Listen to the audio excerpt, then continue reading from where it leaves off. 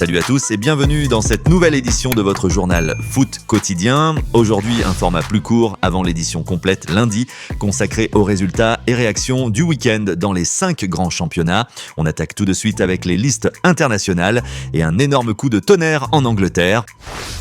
Le sélectionneur des Three Lions a annoncé son groupe pour l'amicale contre le Pays de Galles et le match de qualification au mondial face à la Lettonie. Et les absents font beaucoup parler. Pas de Jude Bellingham, pas de Phil Foden, pas de Jack Grealish. Dans la liste de Thomas Tuchel, Bellingham, tout juste revenu de blessure, n'a pas été retenu. Tuchel s'est expliqué, c'est un joueur très spécial et pour les joueurs spéciaux, il y a des règles particulières. Mais pour ce stage, nous avons décidé de maintenir notre décision d'inviter la même équipe. Il mérite toujours d'être présent, mais il n'a pas encore trouvé son rythme de croisière avec le Real Madrid. Il n'a pas encore terminé un seul match complet. Il doit retrouver sa forme optimale. On s'est parlé au téléphone. Il n'y a aucun problème de ce côté-là, il manque juste de rythme. Foden et Grealish, pourtant en forme, sont aussi écartés. Dans le même temps, Bukayo Saka fait son retour, tandis que Palmer, Madueke, Livramento et Alexander-Arnold sont forfaits. Un choix fort signé Tuchel qui secoue déjà l'Angleterre et qui va faire parler. De son côté, Didier Deschamps a aussi dévoilé sa nouvelle liste pour les éliminatoires du Mondial 2026. Et une surprise s'invite chez les Bleus. Jean-Philippe Mateta, l'attaquant de Crystal Palace, est convoqué pour la première fois de sa carrière. À 27 ans, c'est la récompense de ses performances remarquées en Première Ligue. Dans le secteur offensif, le sélectionneur français doit composer sans Dembélé, Doué, Cherki et Marcus Thuram, tous blessés.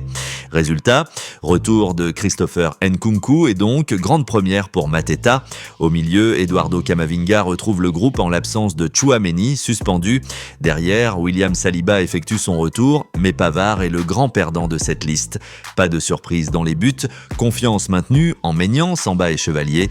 Une liste qui mélange continuité, retour et une belle nouveauté.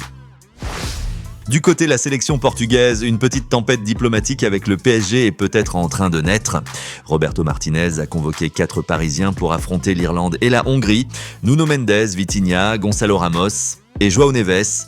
Problème, le jeune milieu de terrain n'est toujours pas à 100% après sa blessure. Touché aux ischios depuis 2 semaines, João Neves a déjà manqué les matchs contre Marseille, Auxerre et le Barça. Et selon Record, le PSG serait bouleversé et surpris par sa convocation. Luis Enrique lui-même avait assuré après le succès à Barcelone que le joueur n'était pas encore prêt à rejouer. Une décision qui fait grincer des dents à Paris, où l'on redoute une rechute du milieu portugais. Un nouvel épisode dans la tension permanente entre clubs et sélections. Du côté de la sélection espagnole, le cas Lamine Yamal est la polémique du moment en Espagne. À seulement 18 ans, le crack du Barça vient d'être au cœur d'un bras de fer entre son club et la sélection. Luis de la Fuente l'avait convoqué pour les matchs qualificatifs au Mondial 2026 contre la Géorgie et la Bulgarie. Une décision qui n'a pas plu à Barcelone. Hans-Dieter Flick avait même tenté de convaincre la fédération de laisser son joyau tranquille après sa blessure.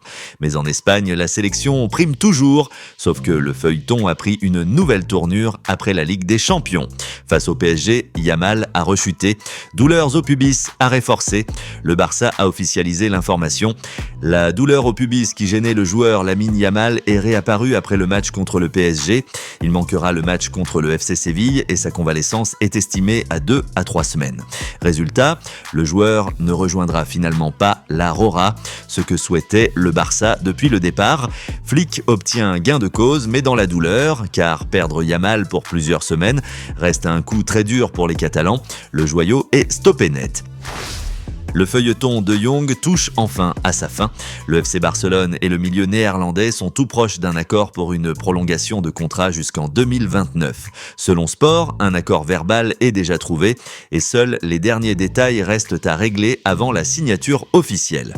Actuellement lié au Barça jusqu'en juin prochain, Frenkie de Jong va donc poursuivre son aventure en Catalogne. Une excellente nouvelle pour Flick et pour la direction Blaugrana qui valide déjà en interne ce choix fort. De Jong reste au cœur du projet. Ezequiel Palacios prolonge son aventure avec le Bayer Leverkusen. Arrivé en 2019 pour 17 millions d'euros en provenance de River Plate, l'Argentin de 26 ans a signé un nouveau contrat jusqu'en 2030. Le directeur sportif Simon Rolfs a salué son importance. Depuis son arrivée, Ezequiel Palacios est devenu un pilier de notre équipe. Il a été l'un des meilleurs joueurs ces dernières années et continuera à assumer de nombreuses responsabilités. Une prolongation XXL pour l'un des moteurs du milieu de Leverkusen, fidélité confirmée. Voilà pour cette édition express de ce dimanche. Avant de se quitter, place à la question du jour. Trop jeune, trop sollicité, Bellingham et Yamal paient-ils le prix du foot moderne ? Dites-le moi en commentaire, je lirai vos avis avec attention. Merci à tous pour votre soutien. Abonnez-vous à Foot Quotidien si ce n'est pas encore fait et activez la cloche pour ne rien rater de l'actu foot. On se retrouve dès demain pour une nouvelle édition. Ciao !